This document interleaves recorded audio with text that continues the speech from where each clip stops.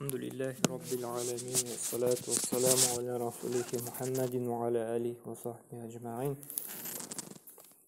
Bugungi hadis Allah subhanahu wa ta'ala'nın keng rahmeti turunda ham bizde onun kullarında ümit uyata turgan bir ulug' hadis. Şular qudsi hadislerden kelip sanala bu hadis Tirmizi jiyontonda sahih hadislerden bulup kele. An Enes bin Malik isimli sahabeden rivayet kılına ham Peygamber sallallahu aleyhi ve sellem aytdı. Allah subhanahu wa ta'ala aytgan: "Qala Allah Teala: Ya ibni Adam inneke ma da'awtani ve racawtani ghafartu leke ala ma kana minke ve la ubali." Ey Adam balası dey, sen mena dua kılууну ham mena ümit itүүнү taşlagança kadar dey, Min dey sininin de günah kılууга qaramastан dey, аларны гафу итәчәкмен dey. Bu Allah subhanahu wa ta'ala'nın bizge qarata nendey keng rahmetli buluğu ham nendigine miqdarda günahыбыз bilen bulmasın, onun karşına kilebіз eken Allah subhanahu wa ta'ala нәрсә dey? Гафу итәм dey. Ham mena bu ayta dua kılıp ham Allah'tan ümit itip sorarga tiyişbіз deyni. Yani нәрсә деген söz? Biz Allah Teala'dan soraganda, dua kılganda biz ümit itirge tiyişbіз. Allah subhanahu wa ta'ala bizning günahlarыбызны гафу итәчәге турында. Bizning birni şübheler bulurga tiyiş түгел. Ham mena biz dua kılganda şiklənirge tiyiş түгел biz. Allah Teala kişirmesin benim günahlarımı, köpme günah kıldım indi, köpme kişini anda rəncittim, zulümlük kıldım anda, yaki bir нәрсәсен urladım anda, nişeginde meni Allah Teala kişirsin indi deyip, şunday şikler kirige tiyiş түгел. Allah Teala'dan soraganda bizim ümitimiz güçlü bulurga tiyiş. Allah Teala bərabər kişireşek meni, çünkü özü vaqda aytdı, гафу itermen, kişiremen deyip, şunday katı ümit bilen dua kılırga tiyiş biz indi. Ham Allah Teala cevap biruuna bir de şiklenirge tiyiş түгел biz. Çünkü Allah subhanahu wa ta'ala Kur'an'da нәрсә dey? Ve qala rabbukum ud'uni astajib lakum dey. Ham Allah subhanahu wa ta'ala dua kılığız dey, ham men sizge cevap berermen dey. Mena bu va'dası Allah subhanahu Kur'an'da kile ayeti, mena dua kılığız dey, men sizge cevap berermen dey. Mena bu bizge ümit uyata şuшы Allah'ın cevabın kütürge, cevabın ümitlenirge. Cevap berem dey, dua gına kılığız dey. Cevap bereşekmen men sizge dey. Şuna göre гафу сұрайбызма, бүтін хажатларыбызны сұрайбызма, Allah Teala'dan ümitlenip bir de şiklenmişi sırarga tiyişbiz. Çünkü Allah subhanahu vaqda berdi, cevap bereşekmen deyindi. Bu dünyada da nedir sebepler aşa cevap bermeseyinde, onun ecir savabın ahirette göreşekmiz indi. Yaki şu dua aşa birer bela qazadan saklayacak, yaki indi ecir savab bereşek. Çünkü dua ol şulay ibadet. Biz dua kılabız, Allah subhanahu ta'ala bizge ecrin de bir anı, ecir savabında yaza, hem şulağını haceti bizge cevap da bir eşek indi. Hem hadisini devam edip ayta: Ya ibni Adam dey, "Law balagta zunubuka ana semai, thumma istaghfartani afartu lak." dey. Ey adam balası dey, eğer de senin de günahların dey, kökке hatlik dey, jitse dey, ana degen söz köknün, bulutlarının en üstü jirine jitse de dey günahlarında indi. Biz bitini bilemiz. Köknün birinci katı 10 kilometr tiresi indi jirden. En üstü katı tağında biyegerek indi. Antıgal sanın biz ayta almayız. Şu miqdarga, şu dereceye hatlikte günahların köbey minse dey, Mindən istiğfar, гафу surasan dey, min sana cevap kişireşekmen dey, гафу itəşekmen dey. Allah subhanahu ta'ala var, El-Gafur, El-Gaffar, El-Tevvab degen isimleri. Allah subhanahu ta'ala гафу itişi, ham bik köp itip гафуларны kabul itişi, Gaffar, yani bik köp itip гафу itişi, şular El-Tevvab, tevbalarını kabul itişi degen isimleri var. Allah subhanahu ta'ala şunday görkem isimleri var. Şunday köpmegine günahta kilsek de Allah Teala bərabər kişirə bizge.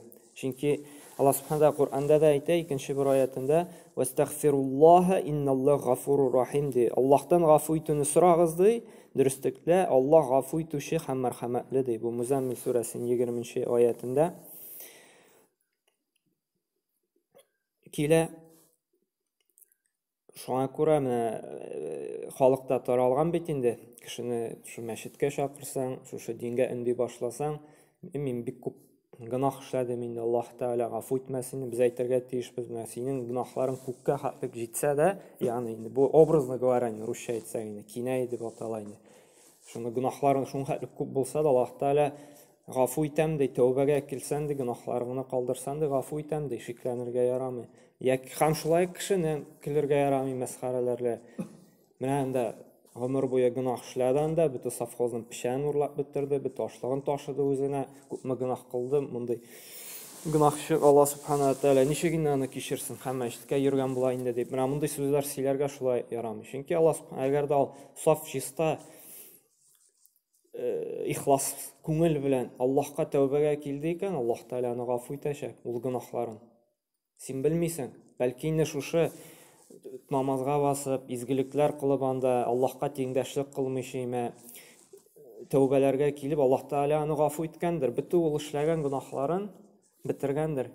Ә син аны шушы Аллаһ Тәгалә гафу иткән килеш, аны нәрсә мәсхәрәлисең, котыртасың, рәнҗетәсең. Ничек инде аны кичерсен Аллаһ Субхана, күпме гынах кылды. Бер кайчанда кешегә алай әйтеп ярамый, көлергә дә ярамый, әйтергә дә ярамый. Аллаһ Тәгалә гафу итәм дә, син әйткән буласың, ничек инде аны гафу итсен дип. Син шикләнәсең Аллаһның рахимлеге турында, рахимлегеннән. Аллаһ Субхана шушы исемнәреннән: Әл-Гаффар, Әл-Гафур, Әт-Тәвваб, гафу итүче, тәүбәләрне кабул итүче. Шуңа күрә өмметне бер кайчанда өзергә ярамый, күпме генә гынах кылсаң да инде. Без һәрвакыт тәүбәгә омтылырга тиешбез инде. Һәм тәүбәнең инде әйттек микән инде 5 шарты бар. Беренчесе ихластан тәүбәгә килү. Мәсәлән, кеше исламга килгәнче рибага акча алган инде, яки рибага акча биргән инде. Рибаны беләсез инде, процентка акча бирү яки процентка акча алу. Безнең ислам динендә инде процентка акча бирергә дә ярамый, һәм процентка акча алырга да ярамый. Мәсәлән, бер дустыңа биреп тордың ди кардаш 100 мең, шуны 150 мең итеп аласың икән, бу риба дип атала. Бик зур гынахлардан санала инде Коръәндә. Кем риба ала ди, ул Аллаһка һәм аның Расүленә сугыш белән чыга ди. Шуның хәтлек дәрәҗәдә. Һәм бер икенче риваятендә килә, кем рибага акча ала яки бирә ди, Кәгъбәтулла янында үз әнисе белән җинси мөнәсәбәткә кергән дәрәҗәдә була ди. Шушы рибаның дәрәҗәсе. Уйлап кына карагыз, Кәгъбәтуллада зина кылу, вообще-то башка сыймаслык. Әле тагында башка сыймаслык үз әнисе белән, үзен тудырган әнисе белән нәрсә җинси мөнәсәбәткә, ягъни зина кылган кебек дәрәҗәдә була ди, кем риба ала. Күрә, риба алу, процент акча бирү яки алу, шуның хәтлек зур дәрәҗәдә тора. Пәйгамбер әйтте, Кәгъбәтулла янында әнисе белән зина кылган кебек, Кәгъбәтулла янында. Һәм инде Бакара сүрәсендә килә, кемдер рибага акча алады, ул ди Аллаһка һәм аның Расүленә каршы сугышка чыга ди. Аллаһка бит ничек сугышка чыгып булсын инде. Аллаһ шушы безне барлыкка китерде, аңа берничек тә сугышка чыгып булмый. Һеч шиксез берничекләнсез без җиңелүдә булачакбыз. Шулай бит инде. Ләкин кем рибага акча ала яки бирә, шундый зур куркыныч астында куя инде үзен. Әйттек, 150 мең бирде, 150 мең итеп алды икән, риба кылды инде. Аларга да ярамый, бирергә дә ярамый. Алучы да шул гынахны ала, бирүче дә шул гынахны ала. Чөнки алучы булмаса, бирүче булмаса. Кеше әйтә бит инде, менә мин бирмим ди, мин бит алам гына ди. Әмма дә ләкин син булмасаң, алучы, бирүче дә булмаса. Спрос зарождает предложение диләр бит инде. Сораучы булса, бирүче булачак ди. Шуңа күрә алырга да ярамый, бик гынах. Аңладык имам, шушы рибаның ни зур гынах икән. Шушы риба, Yok, взятка кирми. Взятка икенче хөкемдә. Австрия яшәде. Аннары менә кеше белде рибаның хөкемен, ниме? Харам. Шундый зур куркыныч гынах икән, үзенең белән зина кылган кебек. Тәүбәгә килде ди. Беренче шарты дидек, нәрсә ихластан калдырырга тиеш. Ихластан Аллах ризалыгы өчен шушы аятларны, шушы хадисларны ишетте, все куркып калды. Кара, ни зур гынахты калдырам, туктыйм ди ихластан Аллах ризалыгы өчен. Теге кеше куркытып түгел, анда бит инде бар, берәрсе куркыса тагын бер процентка акча алып кара яки биреп кара дип килеп куркыта икән инде, все куркып туктала икән, бу ихластан тәүбә кылмады, ә кешедән куркып кына калдырды. Мәсәлән, процентка бик күп акча биргән, конкурентлары килеп куркытканнар, тагын бер ишетәбез икән, процентка акча биргәнеңне кешеләргә, без сине юк итәбез дип куркып кала да калдыра бу эшен. Бу тәүбә кылмады, бу калдырды гына. Моның тәүбәсе саналмый, чөнки ул ихластан Аллах ризалыгы өчен калдырмады, курку аркасында калдырды. Беренче шарт ихлас булырга тиеш. Аллаһ Тәала әмер итте, шушы әмерен үтәп, мин калдырам дип, ихластан. Икенче шарт үкенү булырга тиеш. Шушы гынахны эшләгән, ни өчен шушы гынахны эшләдем дип, бик каты үкенергә, бик каты күңеле сыкрарга тиеш аны. Бик каты борчылырга тиеш. Шушы гынахны эшләдем сон дип. Өченче шарт шушы гынахны калдыру. Туктарга тиеш. Риба алмый да, бирмей да, киселергә тиеш инде. Һәм инде дүртенче якын белән үзенә карар чыгарырга тиеш, бүтән ул гынахка кайтмыйм дип. Әгәр дә шикләнә икән, авыр чакта барыр, я бирәмен, я алырмын инде дип, әзрәк кенә шиге була икән, үзендә төпле карар чыгармый икән инде, все, бүтән бер кайчан да бу гынахка кайтмыйм дип. Шулай ук тәүбәсе кабул булмый. Төпле карар чыгарырга тиеш үзеңә. Бу гынахка бүтән бер кайчан да кайтмыйм, эшләмим дип. Бишенчесе тәүбә вакыты булу. Безнең бит инде тәүбә вакыты чыга кайчан? Җаныбыз без астан бугазга хәтлек җитә, бугаздан чыгып китә җаныбыз. Шулай бит инде. Җаныбыз чыкканда бугазга җитә икән, безнең тәүбә ишекләре ябыла, тәүбә кабул булмый. Һәм инде шушы җаныбыз чыгып инде бугазга җиткәнче тәүбә ишекләре ачык, без тәүбәгә килергә, омтылырга, ашкынырга тиешбез инде. Һәм инде кыямәт көне алдан беләбез бит инде, кояш безнең көнчыгыштан чыгамы әле? Географлар. Көнчыгыштан чыга, көнбатыштан бата. Кыямәт көндә киресенчә булаймы? Көнбатыштан чыгачак, көнчыгыштан батачак. Шул вакытта кыямәт көне җиткән була. Шушы вакытта да тәүбәләр кабул булмаячак. Тәүбәнең ишекләре ябык була. Шуңа без тәүбәгә килә алабыз. 5 шарты бу. Аллаһ белән безнең арасында булган гынахка. Әгәр дә кеше белән арасында булган гынах була икән, инде 6нчы шарт үтәлә, ул кайтару. Кеше хакын үтәү. Мәсәлән, берәр кешенең нәрсәсендер урлады. Телефонын инде мәсәлән, яшь бик күп таралган бит инде, телефоннарны урлыйлар, бигрәк тә шәһәр җирләрендә. Берәр кешенең дустыңның анда бер танышыңның телефонын урладың икән, һәм син инде шушы аятларны ишетеп инде караклык турында ишетеп Аллаһтан куркып тәүбәгә килдең икән, шушы 5 шартны үтәдең икән, 6нчы хак өстәлә шушы телефонны кире хуҗасына кайтару инде. Инде телефонын сатып җибәреп таба алмасаң, шушы акчасын кайтару шушы телефонның инде. 6нчы шарт өстәлә, әгәр дә кеше хакына кергән булсаң инде. Кешене рәнҗеткән булсаң, барып гафу сорау инде, мен син шуны турында шулай дип сөйләгәнем, рәнҗеткәнем, гафу ит мине дип. Бу 6 шарт була кеше белән бәйле. Әгәр дә үзебез белән Аллаһ арасында булса, 5 шарт инде. Тәүбәгә килгәндә менә шушы шартлар үтәлергә тиеш инде. Һәм Аллаһ Субханаһу Тәала әйтә: "Я ибни Адам, иннaka law ataytani biqurabil ardi khataya, thumma laqaytani la tushriku bihi shay'an, lataytuka biqurabiha maghfiratan." Ey Адам баласы, бите җир шарын яулап алырлык гынах белән килсәң, минем каршыма, җир шары икән, карагыз, дөнья зур. Шулай бит инде. Бик зур. Күз алдына китереп булмый. Шуңа гынахлар белән дә минем каршыма килсәң, миңа тиңдәшлек кылмаган хәлдә, ягъни Аллаһ Субханаһу Тәаләгә ширк кылмаган хәлдә. Әйттек бит, ширкның ни зур гынах икән, рибадан да зуррак гынах, иң зур гынах. Аллаһ белән бүтән илаһны тиңләү дидек. Шулай бит инде, Аллаһ Тәала барлыкка китергән. Уйланып чыккан илаһлар белән Аллаһны тиңлисең икән, тигезлисең икән, бу нәрсә дидек? Ширк була, тиңдәшләү була дидек. Мәсәлән, Аллаһтан башка бүтән нәрсәгә ялварасың икән, сорыйсың икән, дуга белән мөрәҗәгать итәсең, Аллаһны тиңләгән буласың. Шулай бит, аңа ширк кылган буласың. Бу бик зур гынах дидек. Мәңгелек җәһәннәмгә керә мондый кеше дидек. Шундый халәттә булмыйчы, бер Аллаһка гына гыйбадәт кылып үлгән булсаң, һәм гынахларың бик күп булса да, Мен сені кешірәшәкмен дей. Бу нәрсә дигән сүз галимнәр моннан бик зур файда китерде.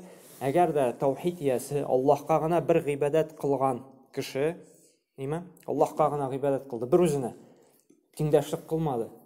Бүтән иләһләргә табынмады, бүтән иләһләрдән сорамады, бүтән иләһләргә тәвәккәл кылмады.